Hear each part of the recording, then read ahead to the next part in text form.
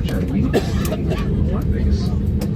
Uçağın park pozisyonuna olan uzaklığına ve servis yollarının yoğunluğuna bağlı olarak taksi süremiz normalden uzun olabilir.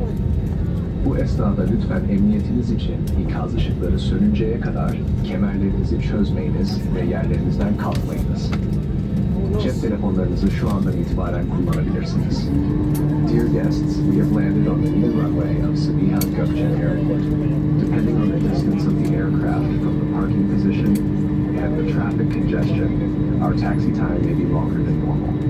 For your own safety, please remain seated with your seatbelts fastened until the seatbelt signs have been switched off.